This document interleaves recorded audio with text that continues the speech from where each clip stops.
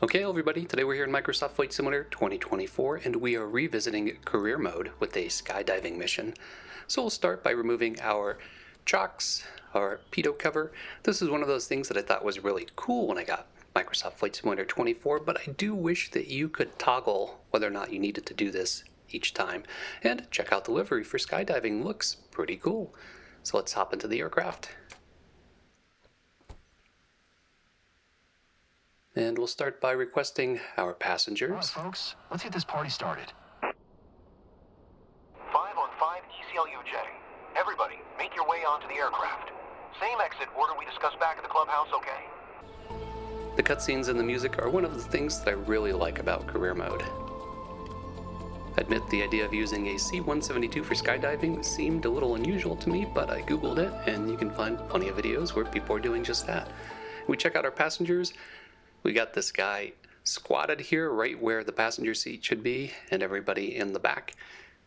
No door, and that does not look safe. That looks like the fellow in the front here is sitting on the flight controls, but we're just going to roll with it. So we'll start up the aircraft. Let's give a round of applause to our two candidates for this jump. Treat them extra special, please. Let's go.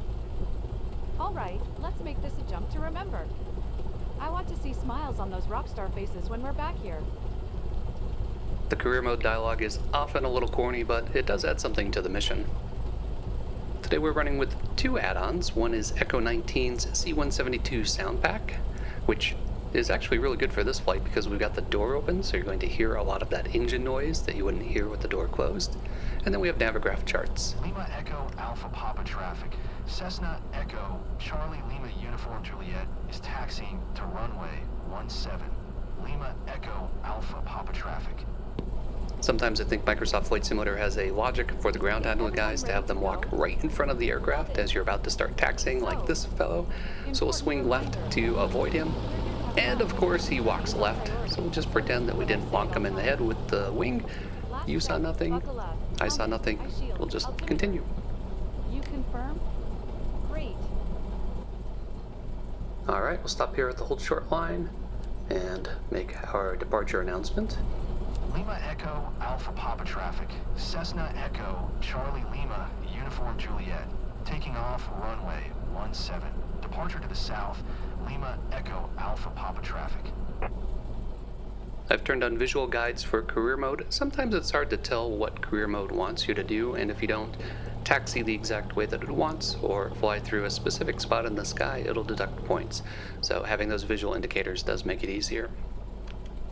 With no passenger door, it's really loud, and you would expect it to be really loud. The reason that there's no passenger door, aside from just skydivers jumping out of the side of the airplane, is you would never be able to open up the door if it were a hinged door like on a standard C-172. Once or twice I have had a door pop open on a C-172 and you've got 110 mile per hour wind on the other side of that door, so it just stays put. You couldn't push it open if you tried. Hey, Solo 7 ECLUJ, I've uploaded relevant data onto your map. Quick update anyway. Your drop axis today is into the wind, heading 150 degrees true.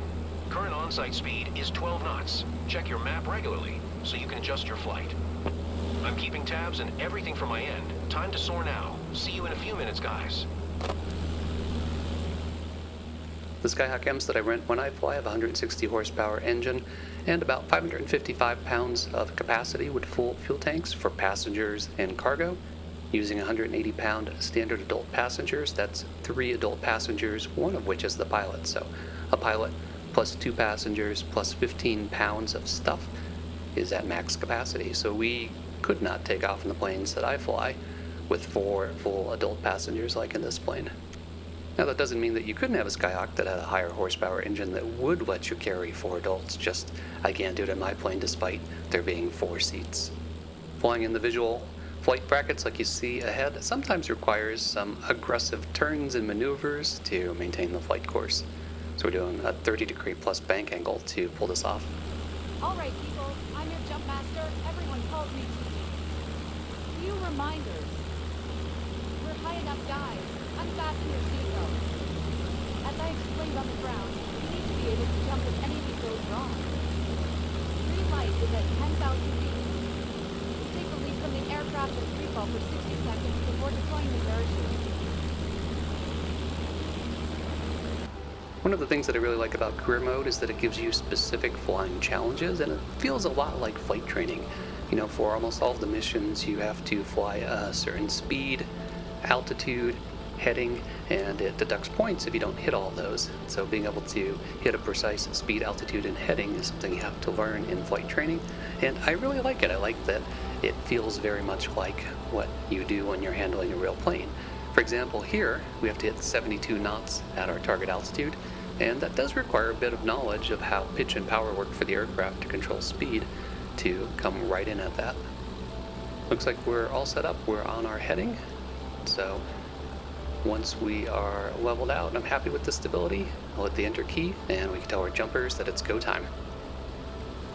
I'm curious to see how this is animated. Jump. Plane prize, folks. Go.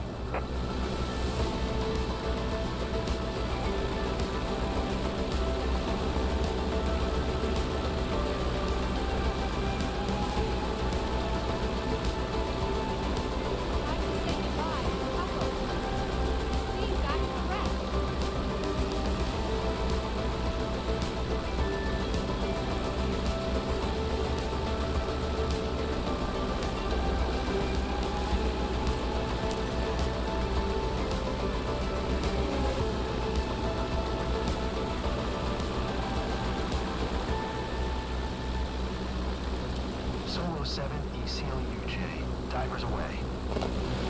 Legendary run, guys. Now time for the debrief. All right, my friend. Now let's see if you can beat your record today. See you in a minute. Alright, I'm interpreting that as I'm going to try to keep my speed up on my descent, and I wish I could see the canopies. I don't see any canopies deploying, but maybe when we come around we can see them. We were pretty slow at 72 knots, so I'm going to leave the power in as we start our descent here. You can see on the airspeed indicator we're in the green arc currently, and you'll see that start to tick up as we go down.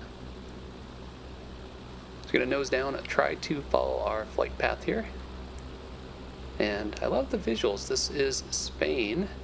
Career mode's a little quirky in that you have a home base, and I set mine as Santa Monica, but every now and then it gives me just random missions over in Europe. Starting to pick up speed, 110 knots.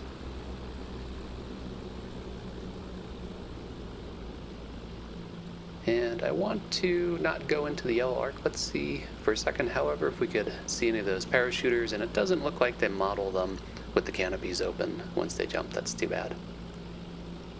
So now that we're approaching the yellow arc on the airspeed indicator, I'm going to pull the power back, and we're just going to pitch for that speed and maintain that speed.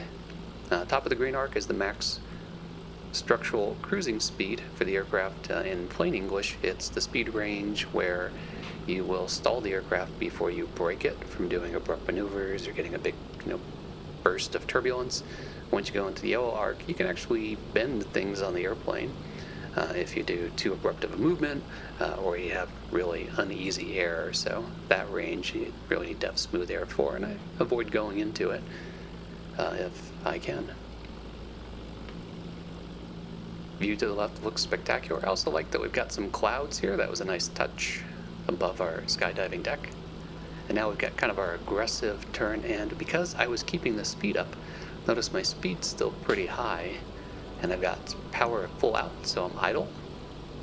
And I'm still having a little bit of trouble descending enough to stay in this glide path. And my speed's above the flap range, which is the white line that you'll see come up at the bottom of the green line. So because of that, I can't deploy flaps to slow myself down. But looking at where we are, I think it's going to be fine. I think we're coming in a bit fast. I do want to get to my final approach speed, so I'm going to start bleeding that off here. Once I get into the white arc that's on the airspeed tape, you can see it at the bottom there beneath the green arc. And then I'm going to drop in flaps, and I may drop in all the flaps. I'll see what I need to do. Let's try to get myself down to 65 knots.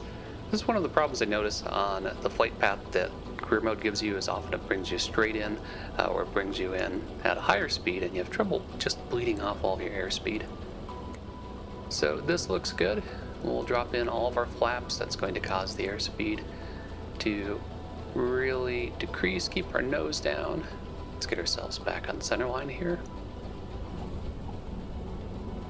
And a little bit hard for the landing, and you see it ding me a point there because I was paying attention to my airspeed in the landing and didn't see the little text prompt to hit enter to announce that I was on final.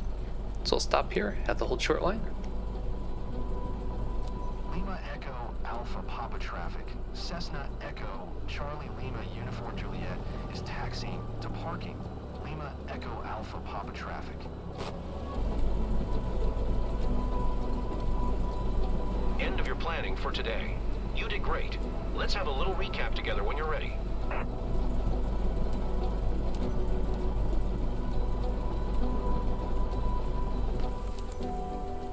Normally I like to do a full shutdown for the aircraft, but I'll just follow the prompts so it can advance and do the control shift-E.